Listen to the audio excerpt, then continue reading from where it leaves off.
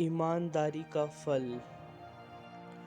नमस्कार दोस्तों, आप सभी का स्वागत है। आज की ये मोटिवेशनल स्टोरी ईमान का ज्ञान बताएगी। तो चलिए शुरू करते हैं। काफ़ी समय पहले की बात है। प्रतापगढ़ नाम का एक राज्य था। वहाँ का राजा बहुत अच्छा था, मगर राजा को एक सुख नहीं था।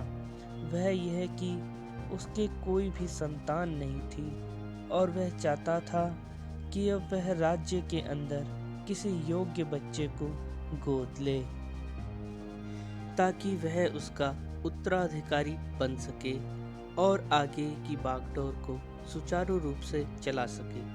और इसी को देखते हुए राजा ने राज्य में घोषणा करवा दी कि सभी बच्चे राजमहल में एकत्रित हो जाएं। ऐसा ही हुआ। राजा ने सभी बच्चों को पौधे लगाने के लिए भिन्न भिन्न प्रकार के बीज दिए और कहा कि अब हम 6 महीने बाद मिलेंगे और देखेंगे किसका पौधा सबसे अच्छा होगा।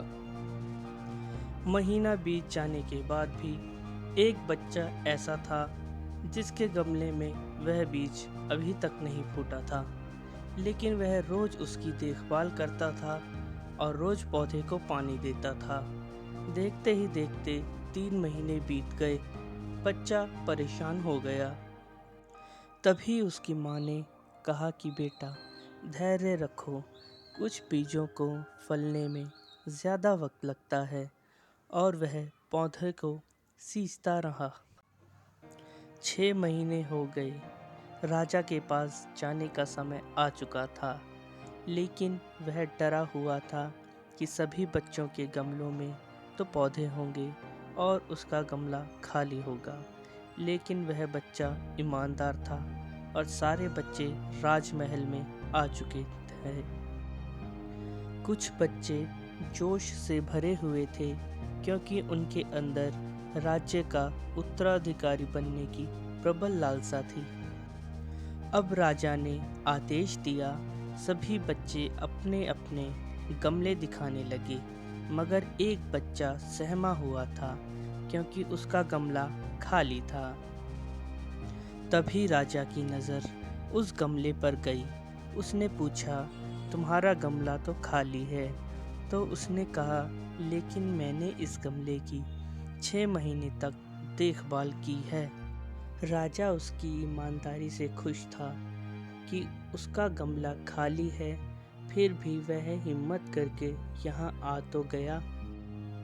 सभी बच्चों के गमले देखने के बाद राजा ने उस बच्चे को सभी के सामने बुलाया। बच्चा सहम गया और राजा ने वह गमला सभी को दिखाया।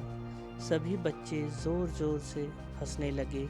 राजा ने कहा, शांत हो जाइए, इतने खुश मत होइए। आप सभी के पास जो पौधे हैं वो सब बंजर हैं। आप चाहे कितनी भी मेहनत कर लें, उनमें कुछ नहीं निकलेगा। लेकिन असली बीज यही था। राजा उसकी ईमानदारी से बेहद खुश हुआ और उस बच्चे को राज्य का उत्तराधिकारी बना दिया गया। लेकिन हमें इस कहानी से क्या सीखने को मिला? मेरे हिसाब से अपने अंदर ईमानदारी का होना बहुत ज़रूरी है।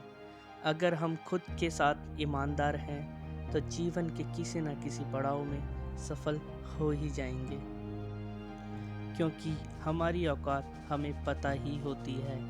हम खुद को पागल बनाकर खुद का ही नुकसान करते हैं।